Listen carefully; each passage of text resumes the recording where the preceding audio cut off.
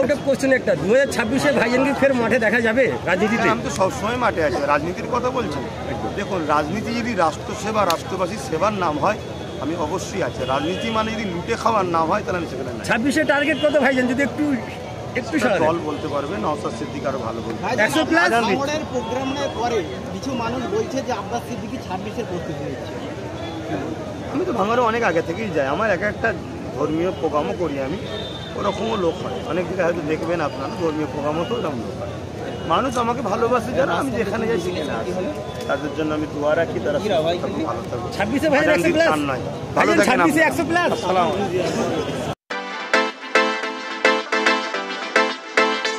কোন কথাটা বললে, কোন জায়গায় গেলে মোদির উপকার, কী করে বিভাজন করা যায়, কী করে দেশের মধ্যে ঝগড়া না হয়, এটা তারা না খুঁজে বেড়ায়।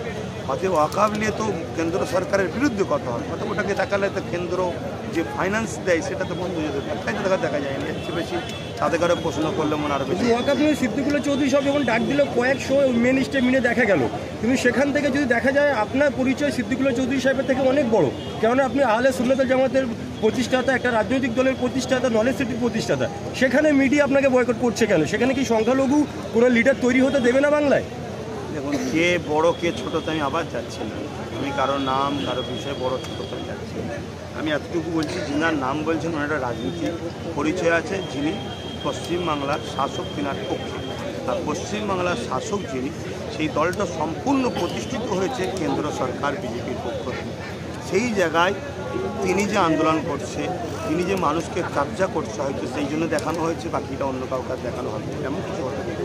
যেখানে সংখ্যালঘুদের লিডার হিসেবে ফিরাদ হাকিম সিদ্দিকুল্লাহকে দেখানো যাচ্ছে যে সংখ্যালঘুদের বাঁচাবে, সেখান থেকে তো নওশাদ সিদ্দিকী সব থেকে বড় মুখ, এবং আপনার ভূমিকা বেশি যে রাজক্ষমতা যদি দখল করা যায় সংখ্যালঘুদের নিরাপত্তা দেবেন বা পিছিয়ে পড়ে গেল। আমি আবার বলছি, কার ক্ষমতা বেশি কাজ ছোটো ওটা বড় কথা নয়, এতটুকু বলতে চাইছি কথা ঠিকই।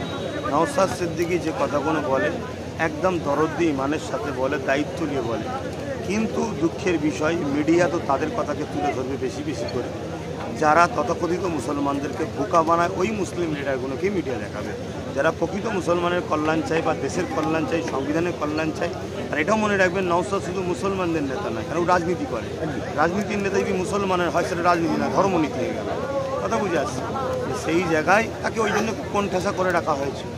নওশাদ সিদ্দিকী সংখ্যালঘু বলতে মুসলমানদের নয়, ভাষাগত, বর্ণগত, জাতিগত দিক দিয়ে ওনাকে সবসময় সব দিক দিয়ে প্রতিবাদ করতে দেখা যায়। যে নওশাদ সিদ্দিকী শুধু মুসলিম বলে যে নেতা দাগিয়ে দেওয়া হচ্ছে, সেখানে কি টুপি বড় ভূমিকা রাখে? দেখুন, তেতো লাগলে এটা সত্য কথা, আমার দেশের একটা সামান্য পার্সেন্ট মানুষ পুরো দেশটাকে নিয়ন্ত্রণ করে, তারা শিক্ষার জোরে হোক বা বড় প্ল্যান মাফিক এই জায়গায় আমাদের নিয়ে চলে গেছে। সেখানে এই বিভাজন তৈরি না করলে নওশাদের পক্ষে যেভাবে মুসলিম সমাজের নতুন প্রজন্ম এগিয়ে যাচ্ছে, এই জায়গায় যদি অন্য সম্প্রদায়ের নতুন প্রজন্ম এগিয়ে আসে, তাহলে আগামী দিন পশ্চিমবাংলার একটা ভালো জায়গা নওশাদের জন্য অপেক্ষা করছে। সেটা কখনোই চাইবে না এমন একটা মুসলিম ছেলে উঠে আসুক যার দ্বারা মুসলিম, হিন্দু, দরিদ্র, প্রকৃত গরিবরা বিপদ থেকে উদ্ধার হবে। এরা তো চাই গরিব বাড়াবো, গরিব বাড়ালে সামান্য ভিক্ষায় কাজ হয়ে যাবে।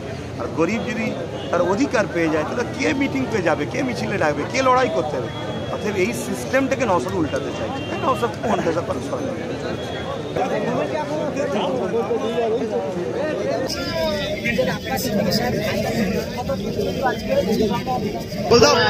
চলে এসছি সেই ভাইজানের সম্মেলন